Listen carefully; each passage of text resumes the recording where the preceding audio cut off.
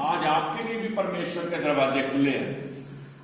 इसलिए परमेश्वर ने वचन में लिखा कि हे सारे प्रश्न करने वाले बोझ से दबे हुए लोगों, मेरे पास आओ, मैं तुम्हें क्या दूंगा? विश्राम।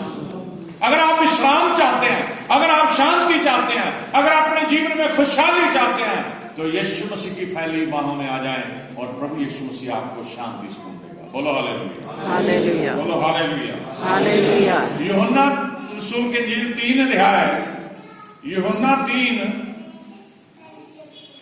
उसकी 37 पढ़े, 3 की 37।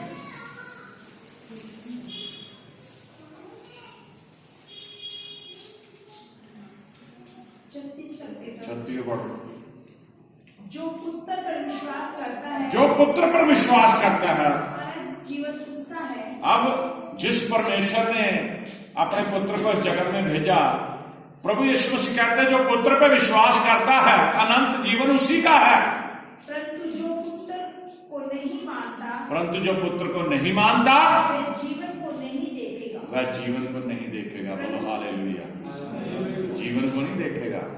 परंतु परमेश्वर का क्रोध उस पर रहता है। परमेश्वर का क्रोध उस पर रहता है। गुस्सा परमेश्वर का, परमेश्वर गुस्सा भी करने वाला परमेश्वर है, बेशक वो विलंब से कोप करने वाला है। जो पुत्र पर विश्वास करता है,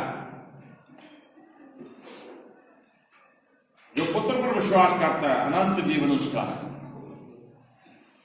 परंतु जो पुत्र को नहीं मानता वह जीवन को नहीं देखेगा, परंतु परमेश्वर का क्रोध उस पर रहता है। बोलो हालेलुया, हालेलुया, बोलो हालेलुया, हालेलुया।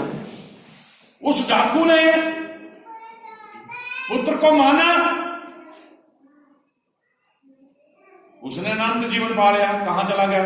स्वर्ग में। जिसने इनकार करा उस पर क्रोध परमेश्वर का, उसको मारा गया। मरे दोनों ही, शरीर दोनों के खत्म हो गए, लेकिन वो जो स्वर्ग के राज्य का परसु समाचार था वो पूरा हो गया कि एक इंसान मर के तौबा कर ली उसने मरने से पहले, और सीधा कहां चला गया? स्वर्ग में। अनंत जीवन उसका, जो पुत्र को मानता, उसने पुत्र को मान लिया, अनंत जीवन उसका हो गया। जो नहीं मानता पुत्र को, उस पर दंड की आज्ञा, क्रोध परमेश्वर का उस पर बना रहता है। बोलो हालेलुया, हालेलुया। 1-2 आयतें पढ़ेंगे, आज का वचन हमारा पूरा हो जाएगा। इफिसियों का खत 2 अध्याय, इफिसियों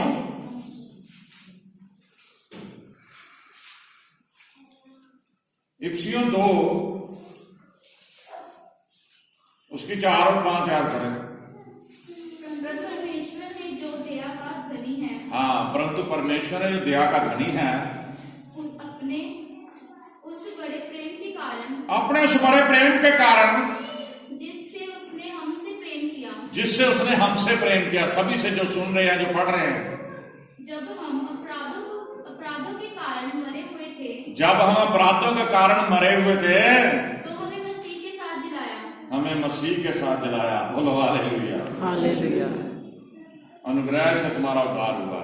आमीन।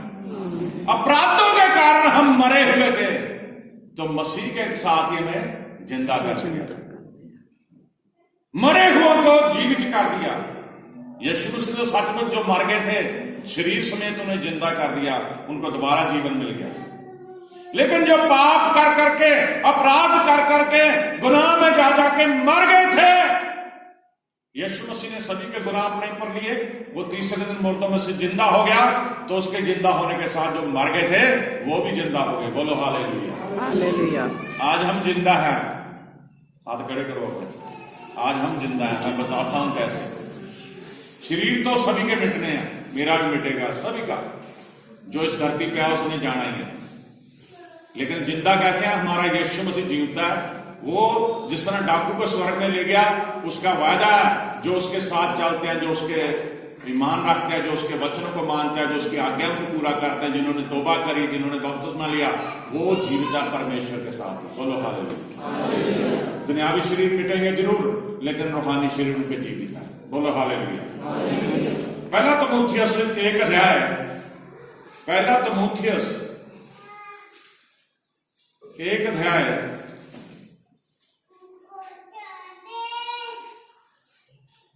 1 की 15 पढ़ दो जल्दी।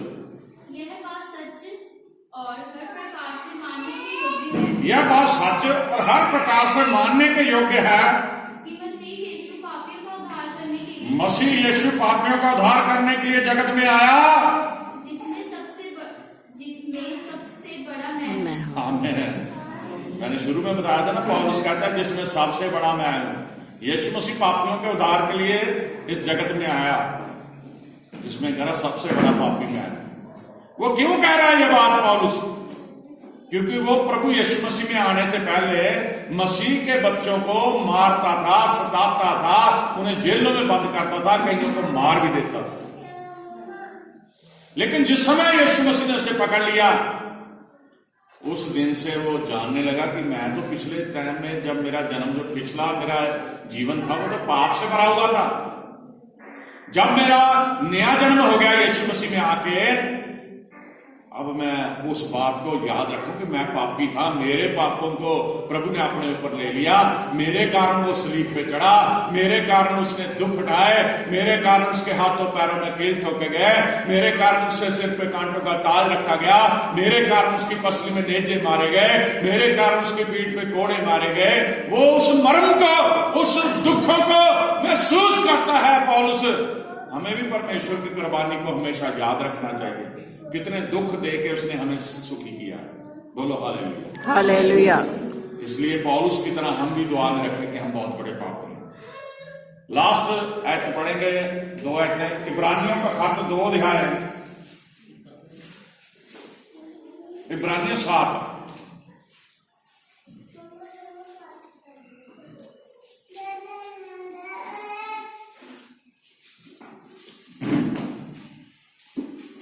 इब्रानियों 7 उसकी 25 पढ़ो। इसीलिए जो उसके द्वारा परमेश्वर के पास आते हैं, बड़े ध्यान से सुनो। इसलिए जो उसके द्वारा परमेश्वर के पास आते हैं, यानी किसके द्वारा? यीशु मसीह के द्वारा जो परमेश्वर के पास आते हैं, वह उनका पूरा पूरा उद्धार कर सकता है। वह कौन? यीशु मसीह उनका पूरा पूरा उद्धार कर सकता है, क्योंकि वह उनके लिए विनती करने को सर्वदा जीवित है। वह उनके लिए विनती करने को सर्वदा जीवित है। कौन है सर्वदा जीवित? यीशु मसीह। यीशु मसीह सर्वदा जीवित है। आप पाप कर रहे हो ना, तो एक बचोला बन के बीच में खड़ा है यीशु मसीह, परमेश्वर और हमारे बीच में। परमेश्वर का क्रोध हम में ना आए, यीशु मसीह हमें बचाता है। अगर परमेश्वर ये कहता है कि मैं इसे खत्म कर दूं, पाप में भर चल रहा है, तो यीशु मसीह कहता है पिता नहीं, इन्हें माफ कर दे, मेरे बच्चे हैं, मेरी बेटी है, मेरा बेटा है। इस आयत को बड़े ध्यान से सुनना। लास्ट आज का वचन जरा पढ़े, 1 यूहन्ना पत्रियों में उसका 1 अध्याय, 1 यूहन्ना 1 अध्याय।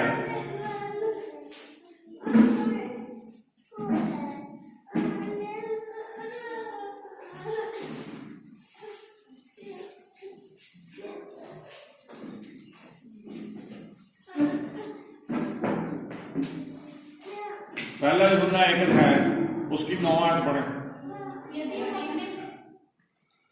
यदि हम अपने पापों को मान ले। लास्ट में आप सभी ध्यान से सुनिए, घर जाने से पहले आज नव वर्ष के पहले इतवार में अपने आप को परमेश्वर को दे दीजिए। यहाँ पे साफ तौर पे लिखा, प्रभु का दास कहता, यदि हम अपने पापों को मान लें तो वो हमारे पापों को क्षमा करने के, तो वह हमारे पापों को क्षमा दे। मानोगे नहीं जब तक, क्षमा कैसे करेगा? यदि हम अपने पापों को मान लें तो वह हमारे पापों को क्षमा करने और हमें सब धर्म से शुद्ध करने में विश्वास के योग्य और धर्मी है। सारे धर्म से शुद्ध करने में विश्वास होगा धर्मी। कौन है? जीवित परमेश्वर। जब तक पापों को मानेंगे नहीं, वो पापों को माफ नहीं करेगा। इस आयत को रिपीट कर दीजिए लास्ट में।